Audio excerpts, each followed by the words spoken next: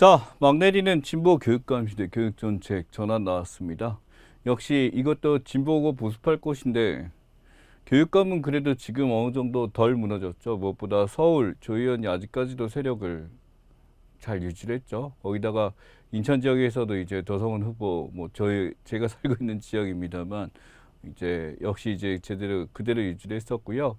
여기 보시면 이제 호남 쪽 여전히 민주당 가져갔습니다만 이 울산이 이제 이전에 비해서 이제 진보가 아직도 가져갔다는 게 눈에 띄는 것들, 경남하고 이쪽이 그렇고요. 남은 지역에서 이제 보수가 다시 받게 됐습니다. 무엇보다 대전 역시도 이제 보수가 가져가게 됨으로써 교육감 정책 이전과는 변화를 할 수밖에 없어지겠죠. 왜냐면은 그전에는 14곳을 가져갔죠. 그러다 보니까 이제 항상 이 교육감 쪽에서는 진보 쪽이 항상 앞서 나갔던 게 일반적 현상이긴 합니다. 이 교육감 선거에 대한 내용 자체, 교육감이 어떤 일을 하는지에 대해서 잘 모르시는 분들도 많을 것 같다라고 생각을 해요. 이 교육감이라는 게 어떻게 보면 진보 교육감에 대해서 이제는 어찌됐든 이제 절반으로 바뀌었으니까 이전의 시대와는 바뀌었다라고 파악할 수도 있겠죠. 결국 이 진보 교육감이었던 혁신교육이나 기타 등등 이전과는 다른 모습으로 바뀔 수밖에 없을 것 같다.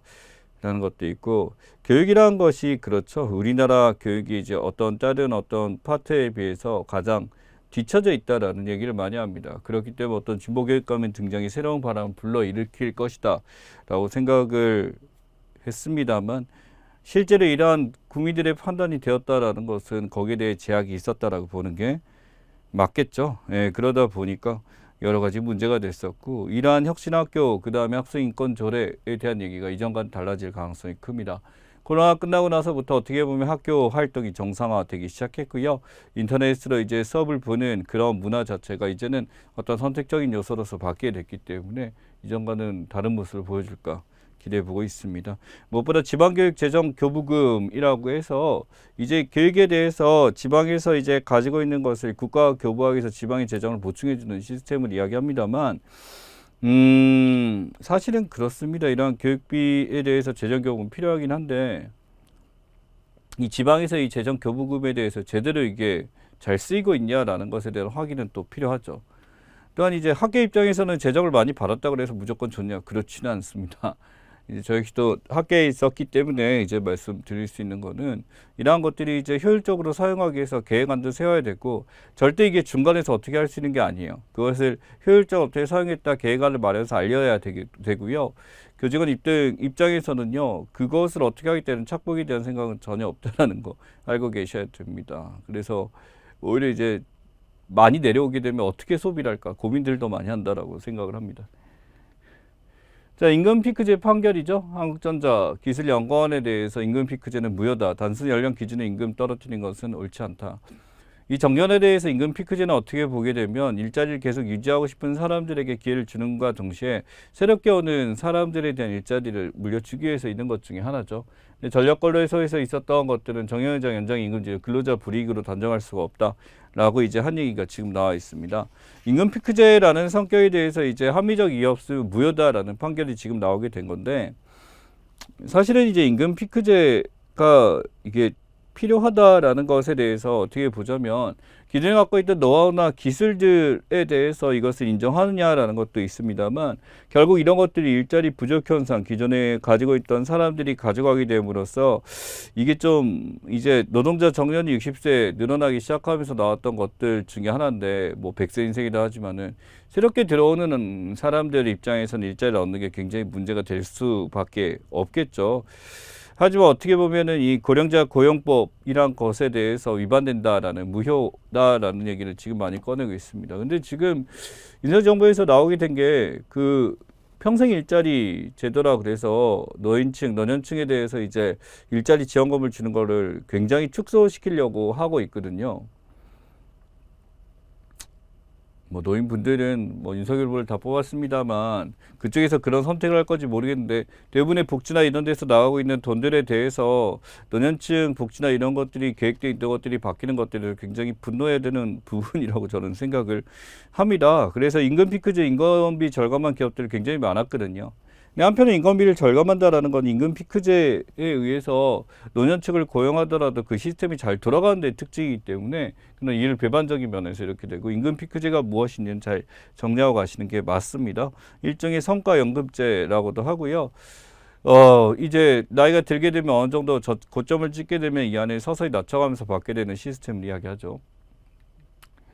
그래서 공공기관 임금 피크제 같은 경우는 실제로 이제 고령자 고용경장 일정 연령별 임금이 이제 떨어지기 시작합니다. 그래서 임금 감액분이 되게 되면 이게 어디로 사용? 청년채용에 들어간다라는 거죠. 당연히 고령자가 임금 피크제로 낮아진다 손 하더라도 새로운 이제 청년 고용에 비해서는 훨씬 더 이제 뭐 많은 금액이라고 볼 수도 있겠죠. 물론 오랫동안 그 일을 해왔기 때문에 거기는 노하우나 이런 걸 수도 있습니다만 결국 이 청년 일자리가 많이 늘어난다는 점에서는 중요한 부분이라고 볼 수 있습니다. 그래서 임금 피크제에 장점한다면 정년보장, 정년연장, 오랫동안 일을 할 수 있다라는 거고, 일자리 수 자체가 늘어나죠. 임금을 적게 받으니까 고용 유연화됩니다만, 단점 같은 경우 임금체계 혼란이 오게 돼요. 그러니까 후임으로 들어오고 아직 능력이 부족한 친구가 더 많은 월급을 받는 경우가 있을 수도 있고요. 정년에 대한 불안이죠. 내가 지금 이 정년 자체가 언제까지 지속될 것인가라는 거고요. 일자리 증가는 당연히 임금 피크제가 시행이 안 된다라고 하는데 힘들 수밖에 없게 되고, 결국 이걸 제대로 잡지 못해서 이전에 구조조정을 우리나라는 겪었던 나라기도 합니다. 자, 러시아 성유관 통해서 잃어버린 공급 현황이죠. 드로즈바 성유관 통해서 들어가게 되고 독일이나 기타 등등 이 성유관이, 특히 드로즈바 성유관이 3분의 1을 차지한다. 지금 보시면 나와 있습니다. 실제로 이제 많은 유럽의 이제 국가들이 이런 러시아 성유관을 통해서 이루어지게 되는데, 이 입장에서 이제 러시아에 대한 어떤 제재 조치로서 이런 러시아 원유를 수입하지 않겠다 제안을 하려고 했습니다만 결국 수입 금지는 불발이 됐죠. 그래서 부분 금지로 변화했습니다. 이 러시아라는 나라가 아시다시피 이제는 이 1차 자원을 팔아먹는 나라죠. 어떤 기술적 측면에 이게 가지고 있지 않기 때문에 러시아 원유 수출을 막는다라고 한다면 이 러시아의 밥줄을 끊어버리는 것과 동등한 것이기 때문에 이것을 막기 위해서 하는 방법을 고안을 했었으나 결국 이 입장에서는 난색을 표현할 수밖에 없는 게, 이란 이 원유 수입에 대해서 진짜 이제 가장 많은 나라입니다. 러시아 원유를 가장 많이 쓰기 때문에 이거 없이 어떤 국가 들어가기 힘들어서 제약을 하지 못했었죠. 또한 러시아는 지금 그래서 남는 석유들, 제한 조치에 의해서 남는 석유들을 여전히 판매하고 있고 여전히 우크라이나 전쟁에 힘을 다하고 있습니다. 이 금수 조치인데요. 다른 특정 국가 엠바고를 거는 건다. 간접교육, 투자, 금융거래 모든 것들을 막게 되는 엠바고를 거는 것을 이야기합니다. 이 정치적 목적으로 어떤 특정국 제한하기 위해서 하는 거고, 당연히 러시아에 대한 어떤 정치적인 제재나 압박은 뭐 명확한 사실이죠. 그래서 대상국과 어떤 경제 교란 이것을 막기 위해서 했었던 방식들이 여기에 들어가게 됩니다. 또한 오펙 플러스죠. 이쪽에서 증산해서 이 러시아에 대한 제재를 하게 된다면 자기네가 증산해서 원유 공급하겠다라고 했는데, 실제로 이제 러시아 원유 그 유럽에 이제 거의 25%를 담당했었던 것들을 오펙에서 증산한다고 이것을 수급하기가 쉽지는 않다라는 거죠. 결국에 이 생산 전력이 있는 나라들이 사우디나 아랍에서 움직여줘야 될 텐데, 그쪽 입장에서는 따로 이제 산유량을 높이는 거에 대해서 자국내 입장에서 이제 원유가가 올라오고 이득을 보고 있는 입장에서는 굳이 움직이고 싶지 않은 게 입장일 겁니다. 자, 미양 러시아 추가 제재 같은 경우 보자면 4월 4일 부채 상환 같은 경우, 그다음에 금융 시스템 차단부터 지역은행 해외 자산까지, 그러면서 이제 개인 제재까지 이루어지게 되고, 이제 경제적으로 어떤 제재까지 이루어서 이 푸틴이 지금 러시아가 고립되고 있는 상황 중에 하나입니다. 무엇보다 러시아의 생산품을 막는 것만큼 강력한 것은 없겠습니다만 도대체 언제까지 지속될지는 잘 모르겠습니다. 지금 이제 바뀐 것들 중에 하나죠. 미접종 해외 입국자 격리 의무 해제가 이루어졌습니다. 그래서 편수 제한도 풀렸고요. 유증상자 같은 경우 양성해서 이렇게 됐는데 무증상자 절차에 따라 썼다. 근데 무증상자 같은 경우 이전에서는 이 격리에 대해서 있었는데 확진자만 격리가 된다라는 시스템으로 들어가게 된 거죠. 그래서 PCR 검사하게 되고 바로 하게 됨으로써 이 격리 의무가 사라지게 됐었다라는 겁니다. 또한 이전 의무자들도 여기에 대한 소급 적용, 소급표 불효가 아니라 소급 적용을 통해서 이전에 있어도 격리를 해제시키는 그런 걸로 하는데, 다만 이 PCR 검사는 무조건적으로 해야 된다라는 제약을 했었죠. 그만큼 이 코로나가 어느 정도 안정되다 보니까 이 변환된 것 중에 한 시스템입니다. 무엇보다 이제 비행기 편수가 많이 늘어나게 되면서 해외 여행에 대한 어떤 수요가 그리고 늘어나고 있죠. 커피 타임이라고 합니다. 이 커피 타임이라는 게 이 공항의 통금 시간이라고 하죠. 이런 제한, 슬롯 제한도 다 없애버렸죠. 이 통금 시간이 뭐냐면 실제 항공기 이착륙이 없애주는 시간이에요. 이때는 이제 소음이 발생하는 것을 막기 위해서 하는 거죠. 결국 커피타임 맞추지 못하게 되면은 공항에 들어온 시간이 늦어지면서 분명히 여러분들이 이제 비행기를 타고 왔었을 때 평소 때 4시간에 갔는데 왜 4시간 40분이 걸리지? 위에서 이제 돈 거예요. 이 커피타임 맞추기 위해서 내려갈 수가 없기 때문에 조금 시간을 두고 오게 되는 것 중에 하나입니다. 가장 큰 이유는요, 이게 군사적 문제나 이런 것도 있고요. 주변에 있는 사람들의 어떤 삶의 질에 대한 문제죠. 비행기가 이착륙할 때 들어가는 소음 때문에 이렇게 되는 거고, 실제로는 커피가 어떻게 보면은 이제 이 비행기가 늦게 되는 이유 중에 하나다라는 거 기억하시면 좋겠습니다. 제조업 생산 능력 지수 보시면 이제 그래프가 1월달 2021년, 2010년 정점을 찍다가 끊임없이 떨어지고 있는 게 보입니다. 바로 이 제조업이 지금 굉장히 다운되고 있는 것들이 보이죠. 1년 8개월 만에 최저치를 가져왔다라고 해서 지금 가져온 뉴스가 됩니다. 이전에 비해서 평균 가동률도 떨어지고요. 어떤 성장세나 생산 역시 감소되고 있습니다. 결국 생산이나 소비나 투자 세 개가 다 감소된다라고 한다는 것은 결국 이 모든 것들이 다 떨어지게 되는 거죠. 소비도 떨어진다. 어떤 소비에 대해서 소매 판매액 지수라고 하죠. 이런 것들도 지금 다운되고 있습니다. 소비 투자 지수, 소비 판매액도 지금 떨어졌죠. 위에는 설비 투자 지수, 산업 생산 지수 모든 것이 다운되고 있는 게 지금의 모습입니다. 그렇기 때문에 전체 경기 자체가 모두 다 떨어지게 되고요. 이러한 제조업이 어느 정도 이제 수치를 못 찾게 되면요. 무엇보다 이제 고용에 대한 안정성이 굉장히 떨어지게 됩니다. 공장이나 제조에 대해서 정말 안 들어가고 있는 것 중에 하나죠. 그리고 무엇보다 이제 우리나라 제조업 같은 경우 이제 해외 근로자를 통해서 많이 했었는데, 네, 이게 지금 또 제대로 수급이 안 되게 되면서 문제도 발생하고 있습니다. 그래서 정부 입장에서 이런 리스크 관리 굉장히 애쓰고 있습니다만 답이 없는 것 중에 하나고요. 추가 경쟁 예산을 통해서 어떻게 처리할지 지켜봐야 됩니다. 자, 특수 형태 근로 종사자라고들 해요. 업무상 제도 보호할 필요가 있다고. 보험 설계사나 이렇게 골프장 캐디, 방문 점검원, 가전집 소수원, 택배기사가 또 이게 들어가 있죠. 그래서 이들에 대한 특수 형태 근로 종사자, 프리랜서에 대한 어떤 이제 추경 예산안에 대해서 지난 지원금이 갈 수 있도록 하고 있죠. 국회 단계에서 200만 원까지 올라갔습니다. 이전에 100만 원에서. 그래서 이러한 취약계층에 대해서 지원해 주는 것, 소상공인 추가에 대해서도 있었습니다만 바로 이 소상공인에 대해서는 600만 원, 1000만 원 차등 지급하고 특수형태 근로종사자도 지원을 하겠다라고 한 거죠. 국회 마지막 날에 결국 이게 합의가 나오게 됨으로써 추경안이 통과하게 됨으로써 이게 윤석열 대통령 이제 추경안이었죠. 대선 공약이었기 때문에 그게 그대로 시행이 됐습니다. 다만 이 코로나 손실 보상이라는 것이 누구에게 가고 누구에게 가지 않느냐라는 국민들의 어떤 여론에 대해서는 조금 더 신경 쓸 필요가 있겠죠. 그래서 이 추경 규모가 지금 보다시피 2020년대다가 2021년에는 지금 2차 당조안에 33조 원까지 이렇게 늘어나고 이제 여기서 50조까지 늘어나겠다라고 한 게 이번입니다. 그래서 이번 결정안이 반영되면 이제 새로운 자료가 또 등장하게 되겠죠. 자, 바이든 정책 방향 트럼프 이전 회복 예고 나와 있어요. 바로 뭐냐면 어떤 중남미 구애라고 나와 있죠. 이주재 협정이나 기타 등등에서 트럼프가 바꿔놨던 거를 이전으로 되도록 회복시키겠다라는 겁니다. 이 멕시코에서 이제 넘어오는 어떤 이주민들이나 이런 것들에 대해서 굉장히 강력하게 막았던 동아주의 정책을 썼었던 게 트럼프였죠. 그래서 이제 바이든이 이것을 이전으로 돌려놓겠다라는 겁니다. 코로나19나 이렇게 미국의 불법이죠. 이민 정책이 가장 큰 핵심이죠. 불법 체류 청소년 시민권 획득이나 관용적 정책으로 가겠다라는 거 보여주고 있고요. 전통적 핵각기, 중대매정, 외교적 해법 같은 거 다양하게 쓰고 환경에 대한 이런 것들에서 규제 완화 정책보다는 되도록 규제를 통해서 친환경 가겠다라는 얘기 많이 꺼내고 있습니다.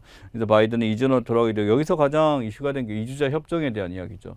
중남미 지역에 대해서 지금 굉장히 미국에서 많이 나오고 있죠. 그래서 이제 어떤 중국의 RCEP 성장에 대해서 이걸 막기 위해서 나름대로 중남미 쪽에 미국과 같은 연결을 통해서 이전엔 중국이 굉장히 많이 갔습니다. 중국의 1 프로젝트에서 지금 나와서 중국의 진출 상황이 나와 있는데 미국 같은 경우 이제 워싱턴에서 이제 멕시코부터 시작해서 위해서 미국과 손을 잡는 것을 추구를 하도록 하고 있죠. 그래서 이 중남미를 중남미 있는 국가 누굴 손을 잡을 것인가 굉장히 이슈화되고 있다라는 거 보시면 좋겠습니다. 실제로 이제 투자 현황이죠. 멕시코뿐만이 아니라 아래 보면 베네수엘라 석유가 나온 데라 액수 자체가 급이 다릅니다. 622억 해가지고 이렇게 되고요. 정유회사 철강소 같은 거 브라질 같은 나라 사이즈가 굉장히 크죠. 에콰도르 정유회사 같은 거 수력 발전대 같은 거에서 중국이 지금 대부분 다 주요 진출 투자 현황이 굉장히 많이 가고 있는 것을 보여줄 수가 있습니다. 물론 이게 2017년까지 자료이기 때문에 이후에선 미국이 조금 더 이제 많이 나가려고 애쓰고 있습니다. 종합부동산세 세율이에요. 2021년부터 지금 보다시피 일반 다주택에 대해서 1.1, 1.2, 2.2 지금 계속 올라가고 있는 상황이죠. 여기 대해서 이제 어느 정도 완화 조처를 통해서 잡아보겠다라고 한 게 윤석열 이제 정권의 이야기였죠. 그래서 한 주택 플러스 상속주택 같은 경우 다주택 종부세를 막아주겠다라고 이야기를 했습니다. 쉽게 얘기해서 내가 주택에 살고 있었는데 갑자기 상속을 받게 되면 상속이란 건 계획이 아니죠. 계획된 게 아니라 갑자기 오는 것이기 때문에 여기에 대한 폭탄 부동산세가 나오는 것을 조절해 주겠다라고 한 것이 여기 나온 이야기입니다. 그래서 한택다 기본공제 11억 원까지 지금 가고요. 거기서 이제 보유공제에 대해서 유지를 해주겠다라는 것들이 특징이다라는 거 보시면 됩니다. 그래서 과세표준이라고 하죠. 과표기준이라고도 부르고요. 이 과표라는 게 어떻게 보면 세금에 대해서 이거 이상, 이거 이하일 때 얼마를 매기느냐 대상이 되는 어떤 기준이 되는 것을 하게 됩니다. 그래서 보면 10억 원 이하까지는 42%대 바로 10억 원 초과되게 되면 늦은 공제 45%까지 이렇게 늘리는 거 하나 보게 되는 거죠. 결국 세액이라는 게 이 과세표준의 세율을 곱해가지고 여기서 나오게 되는 거라 우리 같은 누진세를 이제 어떻게 가져가는 것들에 대해서 재산에 대해서 지금 나와 있는 대로 과세표준이 점점 올라갈수록 상승하는 것을 볼 수가 있습니다. 자, 법제사법위원회 안건조정위원회요. 이전에서 법제사법위원회 보시면 10명, 2명, 3명 이렇게 나왔는데 이제는 3명, 1명, 2명 안건조정위원회 있습니다. 사무에서 안건 통과시키겠다 해서 좀 더 이제 심사에 대해서 지금 하는 거고 곧장 전체이니까 이전에 비해서 시스템을 좀 더 이제 간편하게 하겠다라는 어떤 사례다라고 보시면 됩니다. 바로 뭐냐면 이 법사위 위원장을 누가 먹겠냐라는 거에서 아직까지도 논쟁하고 있고 이게 민주당이 약속을 했었던 거다.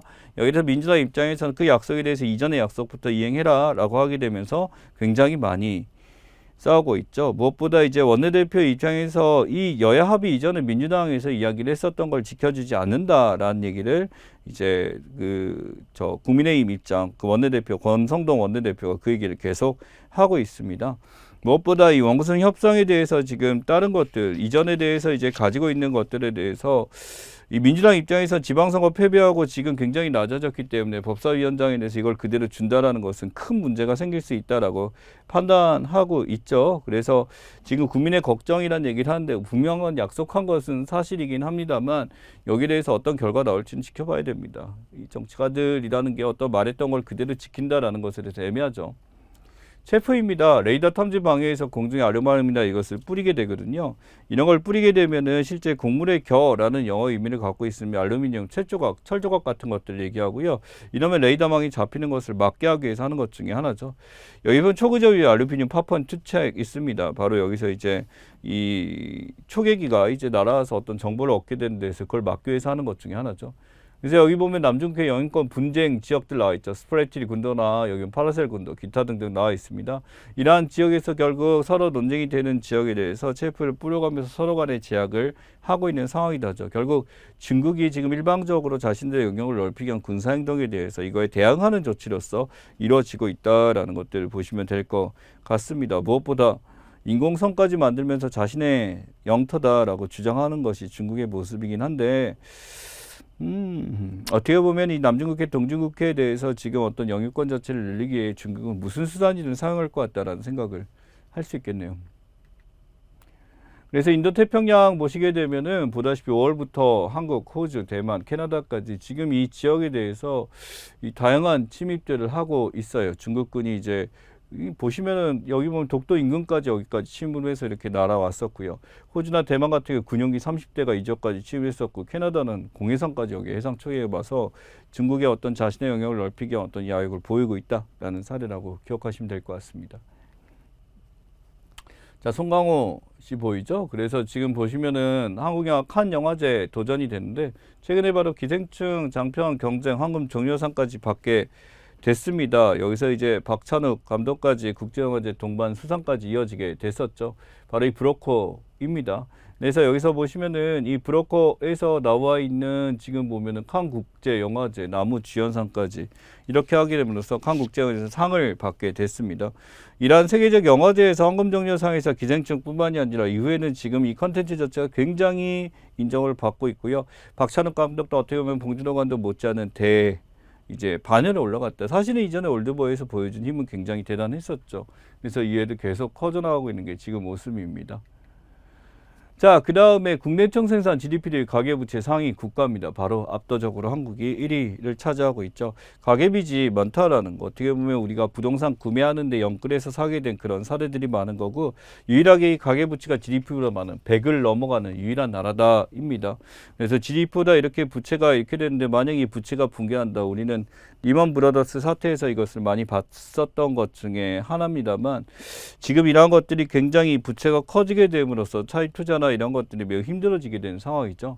이 레버리지 라인 차익자 원가 자산을 매입하는 것 중에 하나인데, 이게 지금 가계부채나 이런 것들이 너무나 높기 때문에 이게 제대로 돌아가지 않을 가능성이 크다라는 게 지금 하는 입장에서 이야기 꺼낸 거고요.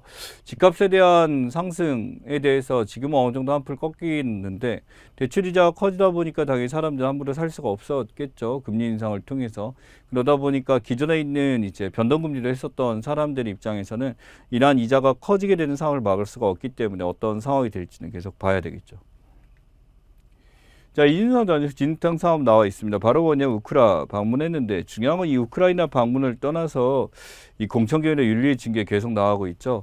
이 공천개혁이 만들어서 진행하겠다라고 했었고, 윤리 간 거는 이제 바로 성상납에 대한 윤리 징계가 지금 있게 된 거죠. 그러다 보니 이제 선배 의원이라고 정진석 이제 가장 원로가 돼 있는 상황입니다만, 지금 이게 뭐 당대표하고 이렇게 다툼을 하게 됨으로써 굉장히 다툼이 있게 되고, 이후에 이제 다른 후보들과도 이제 악수를 하지 않거나 이런 상황이 나타나고 있습니다. 어떻게 보면 국민의힘에 대해서 지금 지방선거나 대선에서 승리를 했지만, 당대표였던 이준석의 이 미친 영향이 어느 정도 없다라고 볼 수는 없는데, 이제는 어느 정도 이제 승리를 했었으니까 드러내려는 작업이 아닌가라고 볼 수가 있습니다. 결국 이준석 대표와 윤핵관이라고 보죠. 핵심 관계자들 간의 알력 다툼이 있게 되고, 최근엔 또 이제 안철수 이제 국민의힘이죠. 국민의힘에서 이제 한마디를 꺼내게 됨으로써 어떤 윤리적 문제가 나타나면 당연히 책임을 져야 된다라고 하게 되면서 이준석 대표를 이제 경계하는 말을 꺼내게 됐습니다. 이 비토라는 게 바로 거부권에 대한 이야기죠. 이 비토 세력들이라고 부릅니다. 이 대표에 대해서 거부하는 세력들이라고 보시면 되고, 일반적으로 비토라는 단어가 많이 사용되는 것은 법률안 거부권이죠. 국가에서 어떤 입법부에서 법을 만들었을 때 대통령이 이에 대해서 거부를 하게 되고, 여기서 재신이가 들어가야 되는, 재의결이 들어가야 되는 할 때 많이 쓰는 것 중에 하나죠. 대통령이 동의 거부권에 대한 이야기고요. 또한 비토권에 대해서 국제연합 이사회에서 이사기 결의 성립을 한다. 바로 이 5개 상임위원회가 만장일치제를 이루어지기 때문에 하나만 비토권을 발휘하더라도 결의가 성립되지 않는 이런 것들을 보여주고 있습니다. 자, 국제축구연맹 산하대륙인데 이제 뭐 워낙 많이 나왔어요. 예파에 대해서 굉장히 많이 나왔었고요. 유럽축구연맹 각 연맹들에 대해서 체크를 하시면 좋겠고, 스포츠 신문사 같은 경우는 쉬워서 안 나옵니다. 너무나 익숙해서 이렇게 되고요. 축구연맹의 종류, 대립별 연맹 종류 이해하시면 좋겠습니다. 5대 프로축구리그 바로 득점왕이죠. 아시안 최초로. 물론 동률 살라하고 같은 거긴 합니다만, 이게 순수하게 그 페널티킥 없이 얻었다는 점에서 굉장히 큰 이슈가 됐었죠. 그러다 보니까 이러한 골 숫자에 대해서 매식이 이렇게 올라가고 있습니다만, 결국 이 프리미어 득점 랭킹에서 22골 같은데요. 여기서 이제 페널티킥이 없다라는 점에 대해서 훨씬 더 이제 높게 치고 있는 것 중에 하나다라고 보시면 될 것 같습니다. 자, 그 다음에 여기 보시면 바로 라니냐, 엘니뇨에 대한 특징이죠. 평소 때는 차가운 해류를 통해서 왔다 갔다 하고 서태평양에서 비가 오고 이렇게 돼야 될 텐데, 이게 올라가는 게 약해지게 됨으로써 이 차가운 물이 이렇게 가지 않게 되고 무역풍이 악화되기 시작해서 밀어주지 못하게 됩니다. 그러다 보니까 비가 이쪽에 태풍처럼 몰려오게 되는 것 중에 하나고요. 영승이 강에서 올라오게 되면 너무나 이쪽에 대륙 쪽에다 비를 떨어뜨리는 이런 현상을 이제 라니냐라고 부르게 되죠. 결국 이 알베도, 이 지구에 대해서 갖고 있는 에너지 시스템 자체가 이 갑자기 올라가는 이 무역풍의 약화나 강화에 대해서 나타나는 현상. 약화가 되면 뭐 엘니뇨 현상이 이루어지게 되고, 강화가 일어나게 되면 라니냐가 일어나게 되죠.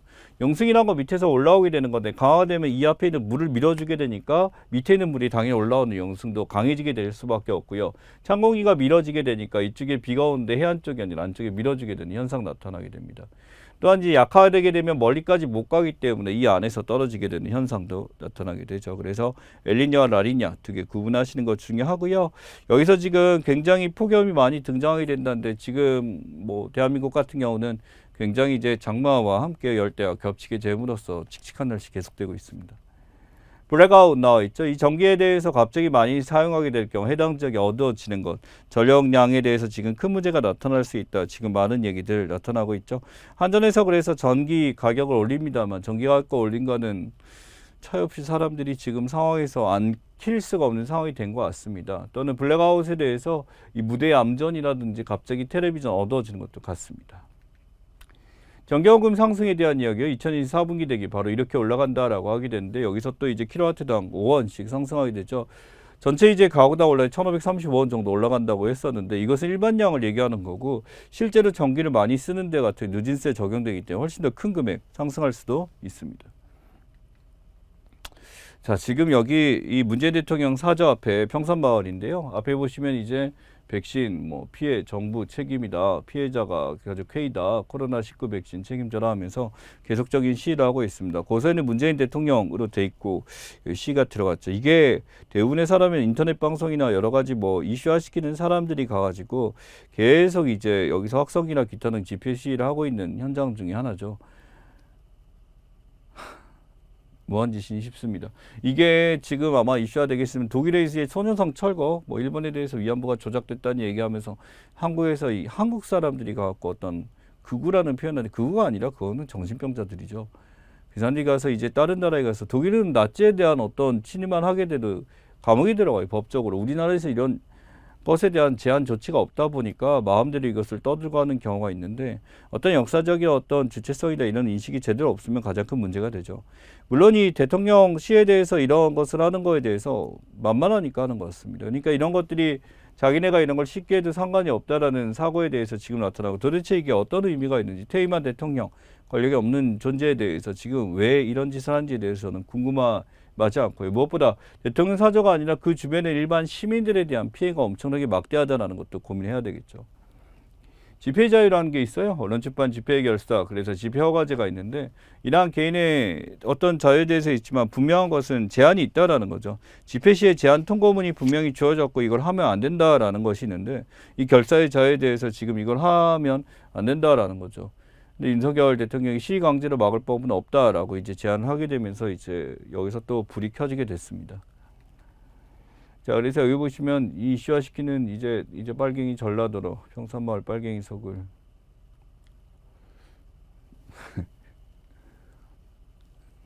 뭐 하는 겁니까 도대체, 그지? 대한민국 중위연령입니다. 중위연령이 점장성 상승하게 되죠. 중위연령 임의적으로 구할 수 있는 게 아닙니다.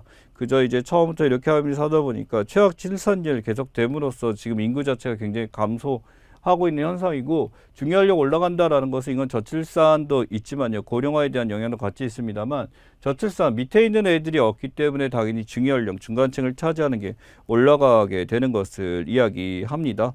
중위연령이 25세 정도라 하면 어린 인구라고 부르는데, 이게 우리가 나이 든 인구가 된 30세 이상이 나이 든 인구거든요. 근데 우리나라 무다시 30세는커녕 45세까지 지금 올라가서 중위연령이 이렇게까지 올라갔습니다. 이게 중간 나이라고 하는 게 이렇게 올라간다? 정말 대단하죠. 이 중위연령, 중위소득이라 그래서 이제 제일 낮은 것부터 위에까지 해가지고 이 가운데가 얼마냐라는 중간치를 보여주는 것 중에 하나예요.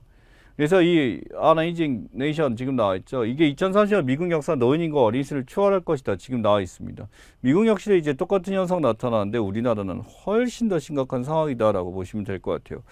이 감소폭 자체가 영남이나 호남, 지방 같은 경우 엄청나게 증가하고, 중부권마저도 우리가 인구가 밀집 지역이라고 하지만 여전히 감소세가 될 것 같다라고 보고 있어요.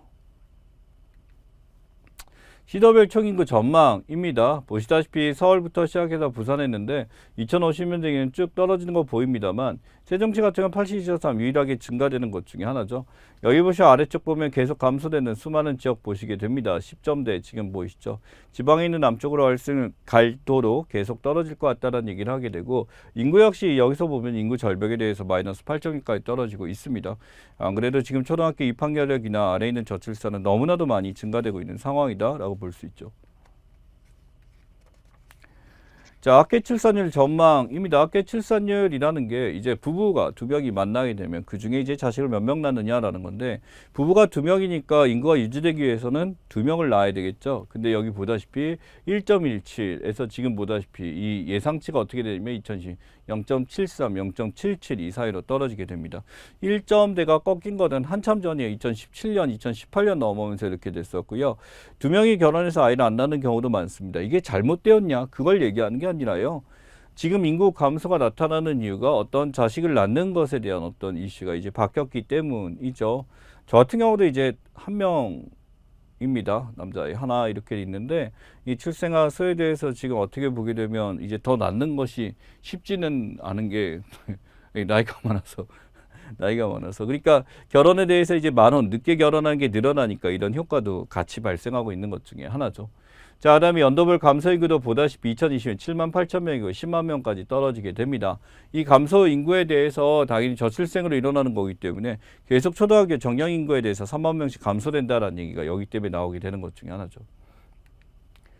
2022년 경제 전망입니다. 이전에 비해서 이제 많이 변화했었죠. KDI에서 이런 얘기들 많이 꺼내고 있습니다만 경제 성장률 지금보다 3%인데 지금 이거보다 더 떨어질 거라고 예측하고 있죠. 민간 소비는 그래도 어느 정도 유지합니다만 설비 투자가 압도적으로 떨어지고 소비자 물가액 1.7에서 이거보다 더 올라갈 거다라고 보고 있습니다. 그래서 실제 예상치보다 더 아웃될 가능성이 크다라고 보고 있죠. 바로 KDI가 이런 일을 하는 것입니다. 한국개발연구원에서요. 지금 이러한 연구들을 통해서 어떤 사회보장이나 과거 금융, 재정, 노동, 무역 이런 모든 것들에 대한 수차된 자료를 꺼내는 것 중에 하나입니다.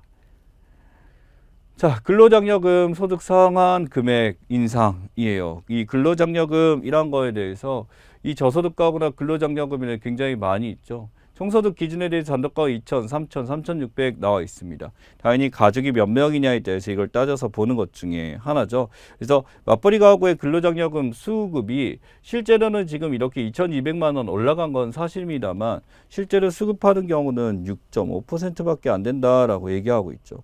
그래서 실제로 이제 맞벌이 가구 수급 6.5% 단독 가구 수급률 밑돌게 됩니다. 그게 뭐냐면 실제로 맞벌이 했었을 때 이 근로자녀 장려금 자체가 산정 기준 자체가 문제가 되고 있다라고 하는 거죠. 사실은 이 맞벌이 가구가 더 살기 힘드냐라고 한다면은 아이가 없기 때문에 더 돈을 많이 버는 경우, 아이가 없으면은 실제로 수입이 증가하는 경우도 많이 있죠. 그런 거에서 어떤 통계치나 산정 기준이 변화해야 된다는 거, KDI에서 지속적으로 이제 노출하고 있다는 거 보시면 좋겠습니다. 잠시 쉬었다가 뒷시간 이어가도록 하겠습니다.